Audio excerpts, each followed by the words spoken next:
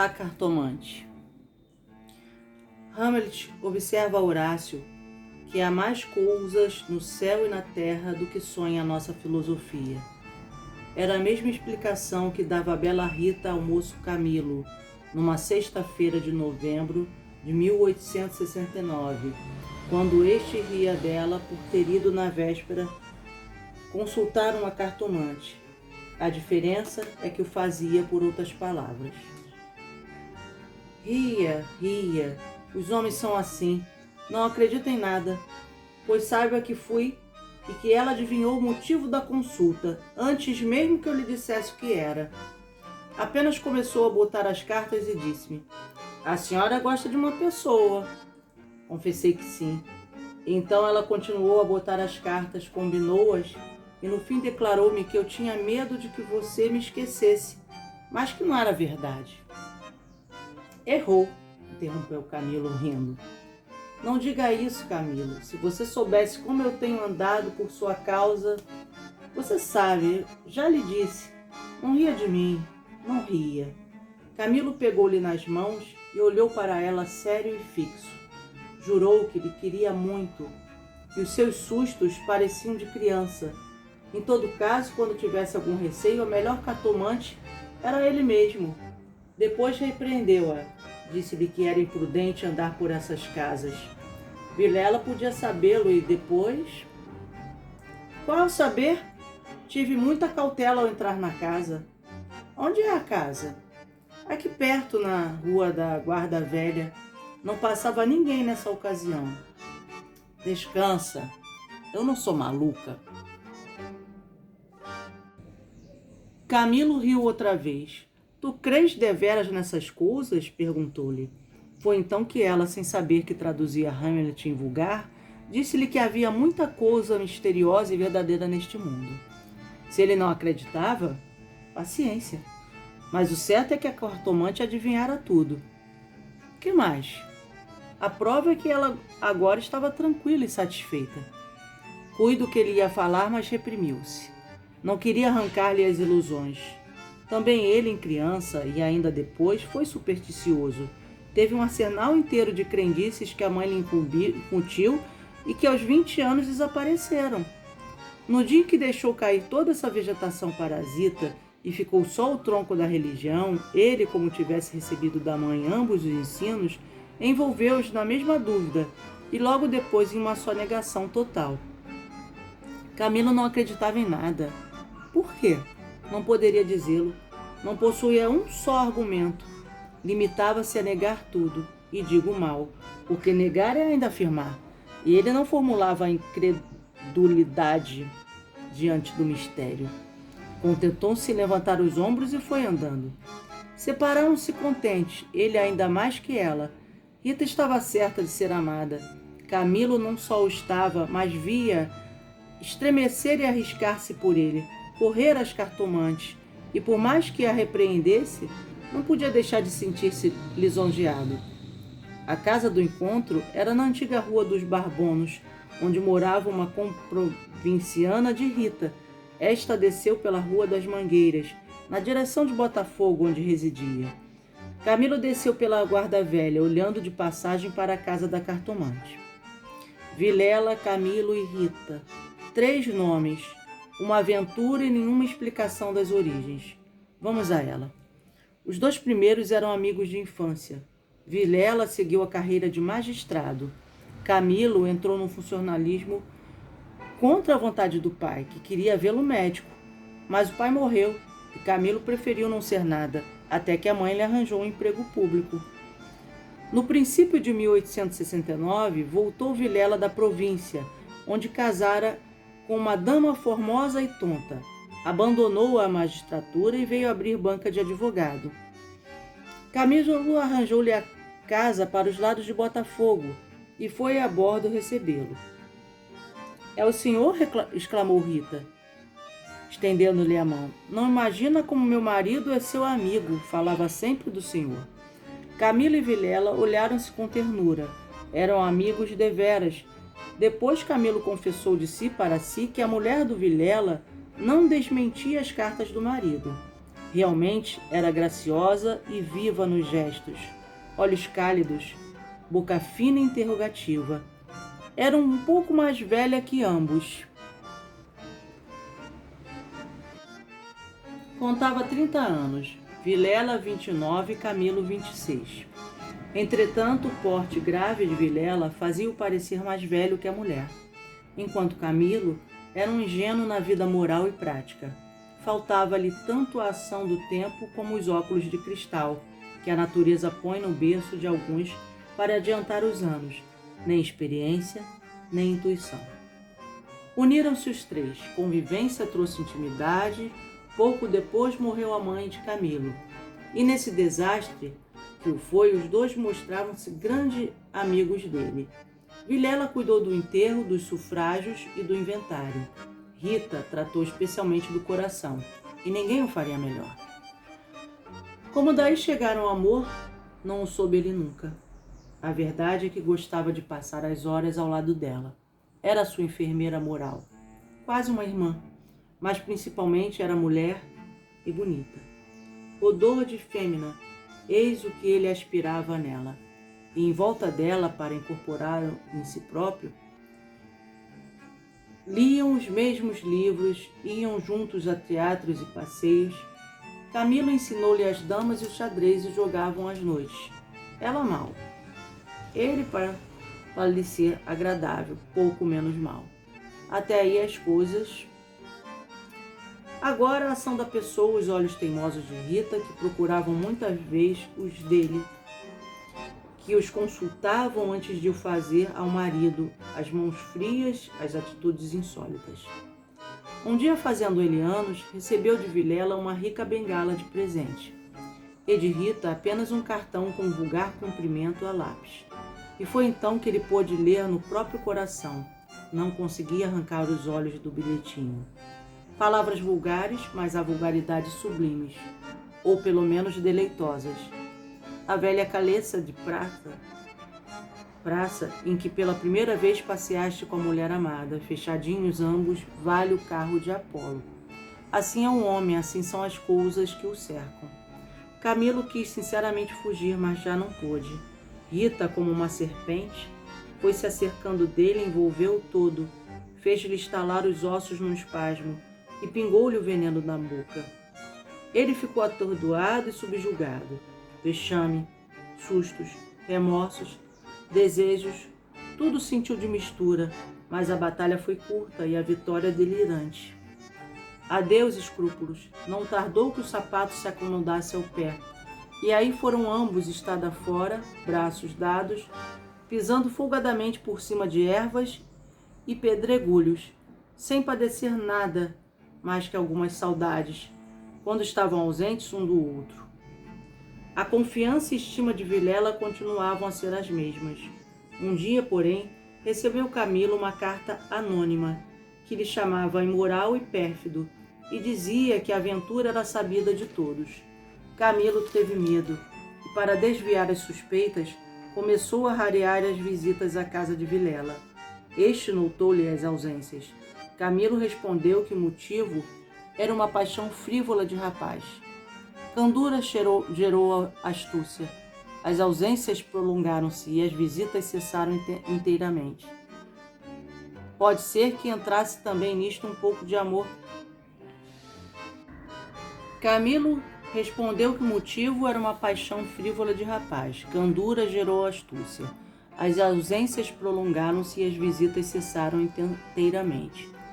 Pode ser que entrasse também nisso um pouco de amor próprio, uma intenção de diminuir os obséquios do marido, para tornar menos dura a aleivosia do ato. Foi por esse tempo que Rita, desconfiada e medrosa, correu a cartomante para consultá-la sobre a verdadeira causa do procedimento de Camilo. Vimos que a cartomante restituiu-lhe a confiança e que o rapaz repreendeu-a por ter feito o que fez. Correram ainda algumas semanas. Camilo recebeu mais 2 ou 3 cartas anônimas, tão apaixonadas que não podiam ser a advertência da virtude, mas despeito de algum pretendente. Tal foi a opinião de Rita, que, por outras palavras mal compostas, formulou este pensamento: a virtude é preguiçosa e avara, não gasta tempo nem papel. só o interesse é ativo e pródigo. Nem por isso Camilo ficou mais sossegado. Temia que o anônimo fosse ter com Vilela, e a catástrofe viria então sem remédio. Rita concordou que era possível. Bem, disse ela, eu levo os sobrescritos para comparar a letra com a das cartas que lá aparecerem. Se alguma for igual, guardo-a e rasgo-a. Nenhuma apareceu, mas daí a algum tempo Vilela começou a mostrar-se sombrio, falando pouco como desconfiado. Rita deu-se pressa em dizê-lo ao outro e sobre isso deliberaram. A opinião dela é que Camilo devia tomar a casa deles, tatear o marido e pode ser até que lhe ouvisse a confidência de algum negócio particular. Camilo divergia. Aparecer depois de tantos meses era confirmar a suspeita ou denúncia. Mas valia cautelarem-se, sacrificando-se por algumas semanas. Combinaram os meios de se corresponderem em caso de necessidade e separaram-se com lágrimas. No dia seguinte, estando na repartição, recebeu Camilo este bilhete de Vilela. Vem já à nossa casa. Vem já à nossa casa. Preciso falar-te sem demora. Era mais de meio-dia. Camilo saiu logo na rua, advertiu que teria sido mais natural chamá-lo ao escritório. Por que em casa? Tudo indicava matéria especial, e a letra, fosse realidade ou ilusão, afigurou-se-lhe trêmula. Ele combinou todas as coisas com a notícia da véspera. Vem já à nossa casa. Preciso falar-te sem demora, repetia ele com os olhos no papel. Imaginariamente viu a ponta da orelha de um drama. Rita subjugada e lacrimosa, Vilela indignado, pegando da pena e escrevendo o bilhete, certo de que ele acudiria e esperando-o para matá-lo. Camilo estremeceu, tinha medo. Depois sorriu amarelo, em todo caso, repugnava-lhe a ideia de recuar, e foi andando. De caminho, lembrou-se de ir à casa, podia achar algum recado de Rita que lhe explicasse tudo. Não achou nada nem ninguém. Voltou à rua e a ideia de estarem descobertos parecia-lhe cada vez mais verossímil. Era natural uma denúncia anônima, até da própria pessoa que o ameaçara antes. Podia ser que Vilela conhecesse agora tudo, a mesma suspensão das suas visitas sem motivo aparente, apenas como um pretexto fútil viria a confirmar o resto. Camilo ia andando inquieto e nervoso. Não relia o bilhete, mas as palavras estavam decoradas diante dos olhos, fixas. Ou então, o que era ainda pior, eram-lhe murmuradas ao ouvido com a própria voz de Vilela. Vem já à nossa casa, preciso falar-te sem demora. Ditas assim pela voz do outro, tinha um tom de mistério e ameaça. Vem já? Para quê? Era perto de 1h da tarde. A comoção crescia de minuto a minuto. Tanto imaginou que se iria passar que chegou a crê-lo e vê-lo. Positivamente tinha medo. Entrou a cogitar em ir armado, considerando que se nada houvesse, nada perdia, e a precaução era útil.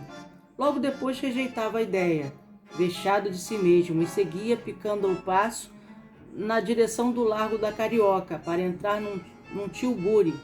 Chegou ao entrão e mandou seguir a trote largo. Quanto antes melhor, pensou ele, não posso estar assim. Mas o mesmo trote do cavalo veio agravar-lhe a comoção. O tempo voava e ele não tardaria a entestar com o perigo. Quase no fim da rua da Guarda Velha, o tilbury teve de parar. A rua estava atravancada como uma carroça que caíra.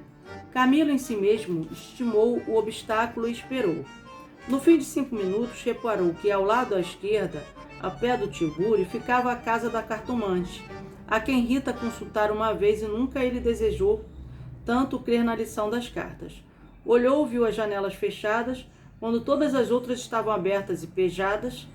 De curioso do incidente da rua, disse-ia à morada do indiferente destino. Camilo reclinou-se no tilbury para não ver nada.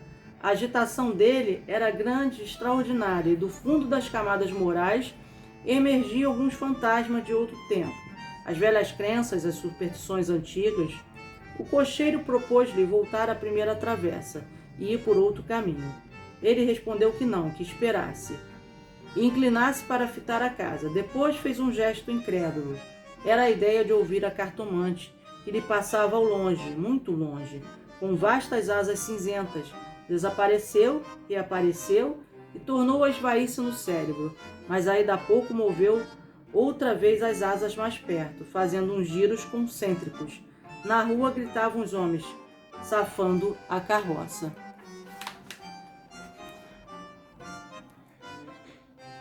Anda! Agora, empurra! Vá! Vá! Daí a pouco estaria removido o obstáculo. Camilo fechava os olhos, pensava em outras coisas, mas a voz do marido sussurrava-lhe às orelhas as palavras da carta. Vem já, já! Ele via as contorções do drama e tremia. A casa olhava para ele, as pernas queriam descer e entrar. Camilo achou-se diante de um longo véu opaco. Pensou rapidamente no inexplicável de tantas coisas. A voz da mãe repetia-lhe uma porção de casos extraordinários. E a mesma frase do príncipe de Dinamarca reboava-lhe dentro. Há mais coisas no céu e na terra do que sonha a filosofia. Que perdia? Ele se deu por si na calçada ao pé da porta, disse ao cocheiro que esperasse, e rápido enfiou pelo corredor e subiu a escada. A luz era pouca, os degraus comidos dos pés, o corrimão pegajoso, mas ele não viu nem sentiu nada. Trepou e bateu. Não aparecendo ninguém, teve ideia de descer, mas era tarde. A curiosidade fustigava-lhe o sangue.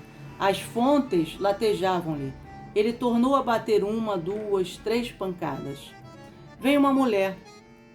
Era a cartomante. Camilo disse que ia consultá-la. Ela fê-lo entrar. Dali subiram ao sótão, por uma escada ainda pior que a primeira e mais escura. Em cima havia uma salinha mal alumiada por uma janela, que dava para o telhado dos fundos. Velhos trastes, paredes sombrias, um ar de pobreza que antes aumentava do que destruía o prestígio. A cartomante fê-lo sentar diante da mesa e sentou-se do lado oposto, com as costas para a janela, de maneira que a pouca luz de fora batia em cheio no rosto de Camilo. Abriu uma gaveta e tirou um baralho de cartas compridas e enxovalhadas. Enquanto as baralhava, rapidamente olhava para ele, não de rosto, mas por baixo dos olhos. Era uma mulher de 40 anos, italiana, morena e magra, com grandes olhos sonsos e agudos. Voltou 3 cartas sobre a mesa e disse-lhe: Vejamos primeiro o que traz aqui. O senhor tem um grande susto. Camilo, maravilhado, fez um gesto afirmativo. E quer saber, continuou ela, se lhe acontecerá alguma coisa ou não. A mim e a ela, explicou vivamente ele. A cartomante não sorriu. Disse-lhe só que esperasse. Rápido pegou outra vez das cartas e baralhou-as, com os longos dedos finos de unhas descuradas. Baralhou-as bem, transpôs os maços 1, 2, 3 vezes, depois começou a estendê-las. Camilo tinha os olhos nela, curioso e ansioso. As cartas dizem-me. Camilo inclinou-se para beber uma a uma as palavras. Então ela declarou-lhe que não tivesse medo de nada, não aconteceria nem a um nem a outro. O terceiro ignorava tudo. Não obstante, era indispensável muita cautela. Ferviam invejas e despeitos. Falou-lhe do amor que os ligava, da beleza de Rita. Camilo estava deslumbrado. A cartomante acabou, recolheu as cartas e fechou-as na gaveta. A senhora restituiu-me a paz ao espírito, disse ele, estendendo a mão por cima da mesa e apertando-a da cartomante. Esta levantou-se rindo. Vá, disse ela, vá, ragazzo innamorato. Eis de pé com o dedo indicador, tocou-lhe na testa. Camilo estremeceu como se fosse a mão da própria Sibila e levantou-se também. A cartomante foi à cômoda sobre a qual estava um prato com passas, tirou um cacho destas, começou a despencá-las e comê-las, mostrando 2 fileiras de dentes que desmentiam as unhas. Nesta mesma ação comum, a mulher tinha um ar particular. Camilo, ansioso por sair não sabia como pagar-se, ignorava o preço. Passas custam dinheiro, disse ele, afinal, tirando a carteira. Quantas quer mandar buscar? Pergunte ao seu coração, respondeu ela. Camilo tirou uma nota de 10.000 réis e deu-la. Os olhos da cartomante fuzilaram. O preço usual era de 2.000 réis. Vejo bem que o senhor gosta muito dela. E faz bem. Ela gosta muito do senhor. Vá tranquilo. Olha, a escada é escura. Põe o chapéu. A cartomante tinha já guardado a nota na algibeira e descia com ele falando com um leve sotaque. Camilo despediu-se dela embaixo e desceu a escada que levava à rua. Enquanto a cartomante, alegre com a paga, tornava acima, cantarolando uma barcarola, Camilo achou o tio Buri esperando. A rua estava livre. Entrou e seguiu a trote largo. Tudo lhe parecia agora melhor. As outras coisas traziam outros aspectos. O céu estava límpido e as caras joviais. Chegou a rir dos seus receios, que já chamou pueris, recordou os termos da carta de Vilela e reconheceu que eram íntimos e familiares. Onde é que ele descobrira a ameaça? Advertiu também que eram urgentes e que fizera mal em demorar-se tanto. Podia ser algum negócio grave, gravíssimo. Vamos depressa, repetia ele ao cocheiro. E consigo para explicar a demora ao amigo, enjoou qualquer coisa. Parece que formou também o plano de aproveitar o incidente para tornar a antiga assiduidade. De volta com os planos, reboavam-lhe na alma as palavras da cartomante. Em verdade, ela adivinhara o objeto da consulta, o estado dele, a existência de um terceiro, porque não adivinharia o resto? O presente que se ignora vale o futuro. Era assim, lentas e contínuas, que as velhas crenças do rapaz iam tornando ao de cima e o mistério empolgava-o com as unhas de ferro. Às vezes queria rir, e ria de si mesmo, algo vexado, mas a mulher, as cartas, as palavras secas e afirmativas, a exortação, vá, ragazzo inamorato, e no fim, ao longe, a barcarola da despedida, lenta e graciosa. Tais eram os elementos recentes que formavam com os antigos uma fé nova e vivaz. A verdade é que o coração ia alegre e impaciente, pensando nas horas felizes de outrora e nas que haviam de vir. Ao passar pela glória, Camilo olhou para o mar, estendeu os olhos para fora, até onde a água e o céu dão um abraço infinito, e teve assim uma sensação do futuro, longo, interminável. Daí a pouco chegou à casa de Vilela, apeou-se, empurrou a porta de ferro do jardim e entrou. A casa estava silenciosa, subiu os seus 6 degraus de pedra e mal teve tempo de bater a porta. Abriu-se e apareceu-lhe Vilela. Desculpa, não pude vir mais cedo. O que há? Vilela não respondeu. Tinha as feições decompostas. Fez-lhe sinal e foram para uma saleta interior. Entrando, Camilo não pôde sufocar um grito de terror. Ao fundo, sobre o canapé, estava Rita, morta e ensanguentada. Vilela pegou-o pela gola e com 2 tiros de revólver estirou-o, morto, no chão.